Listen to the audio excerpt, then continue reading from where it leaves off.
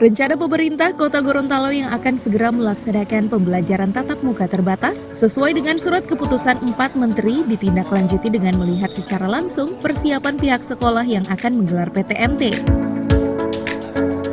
Persiapan pihak sekolah untuk menggelar PTMT ini harus didukung oleh sejumlah fasilitas dan tenaga SDM yang ada, serta penerapan protokol kesehatan sebagai syarat utama pelaksanaan pembelajaran tatap muka terbatas. Meski demikian, pembelajaran tatap muka yang akan digelar pada tanggal 27 September mendatang masih dalam tahap uji coba, sehingga belum sepenuhnya diterapkan di seluruh sekolah baik dari jenjang pendidikan usia dini, taman kanak-kanak, sekolah dasar, dan sekolah menengah pertama.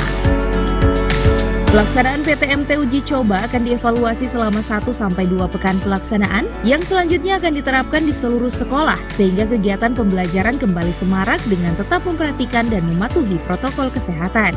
Untuk menyambut penyelenggaraan kegiatan belajar mengajar tatap muka atau sesuai dengan SKB 4 Menteri disebut PTM, pembelajaran tatap muka terbatas.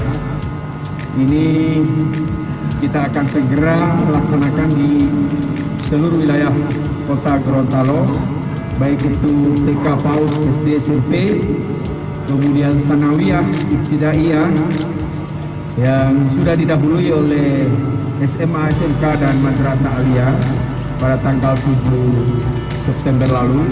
Kita akan laksanakan mulai tanggal 27 September. Makanya semua sekolah sebelum melaksanakan PTMT terbatas itu kita lakukan persiapan seluruh sarana prasarana fasilitas, kemudian SDM-nya, guru, pegawai, siswa, komite, orang tua siswa juga harus sudah divaksin, dan semua tata cara prosedur SOP-nya sebagai pedoman dalam pelaksanaannya alhamdulillah sudah dipersiapkan oleh dinas, dan saya juga sudah periksa, sudah memenuhi, dan diharapkan di dalam pelaksanaannya sudah bisa berjalan dengan baik.